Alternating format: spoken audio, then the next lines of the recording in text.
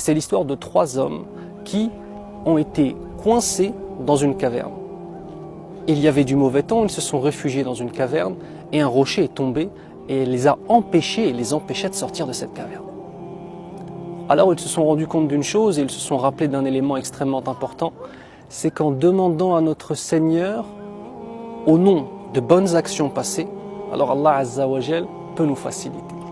Alors ce qu'ils ont fait, c'est que chacun d'entre eux a mentionné une action, une bonne action qu'il a fait pour Allah Azza wa Jal. Le premier de dire, Ya Allah, je suis un homme qui suis extrêmement pieux et qui préserve mes parents. Et j'avais pour habitude, à chaque fois, en rentrant de mon travail, de prendre du lait et de le ramener à mes parents, afin qu'ils puissent le boire, car c'était leur petit plaisir du soir. Même si mes enfants, ma femme et moi-même avions faim, alors je ne laissais personne, absolument personne, boire le lait avant eux. Sauf qu'il a été retardé sur le champ. Et lorsqu'il est arrivé, ses parents étaient déjà en train de dormir.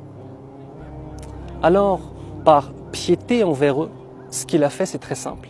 C'est qu'il n'a pas voulu que ses enfants prennent le lait, ni même sa femme, ni même lui-même, et il a attendu avec le bol de lait à côté de ses parents jusqu'au petit matin. Jusqu'au petit matin, il a attendu avec le bol de lait avec ses parents. Pour que, lorsqu'ils vont ouvrir les yeux, ils puissent leur donner et que ce soit eux les premiers à boire du lait. Masha'Allah. En disant, Ya Allah, si vraiment j'ai fait cette action pour toi, sincèrement, alors fais bouger ce rocher. Le rocher de bouger quelque peu, mais pas assez pour pouvoir sortir.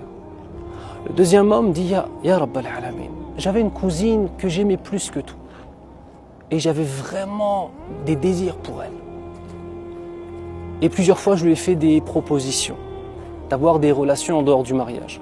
Et à chaque fois, cette femme qui était pieuse refusait.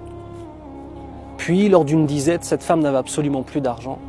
Et donc, elle a accepté justement de répondre à mes exigences.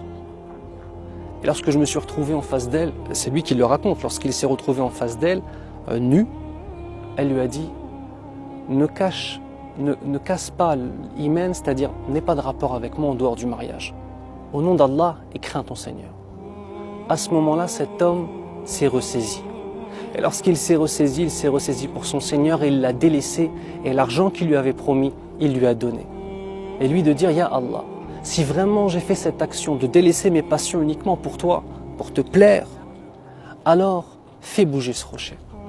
Et le rocher de bouger encore plus, mais pas encore assez pour pouvoir sortir. Et le troisième homme de dire, Ya Allah, j'avais des ouvriers. Et ces ouvriers, je les ai engagés. Et je les ai rémunérés. Tous ont pris leur salaire, sauf un qui est parti sans que je n'aie l'occasion de le rémunérer. Donc ce que j'ai fait, c'est que ce qu'il y avait de son salaire, je l'ai pris et je l'ai investi. Et je l'ai fait se multiplier, tout en gardant à l'esprit que ces troupeaux que j'ai aujourd'hui, par exemple, dans le hadith, on parle de troupeaux qui remplissent l'écart entre 2 vallées. Eh bien, ils émanent tous de l'investissement de base qui était le salaire de cet ouvrier. Et cet ouvrier est revenu en disant, Ya ibadallah, ô toi l'adorateur d'Allah, crains Allah et verse-moi mon dû. Et au lieu de lui donner le salaire, je l'ai pris et je lui ai dit, regarde ce qu'il y a entre ces 2 vallées de troupeaux, tout appartient.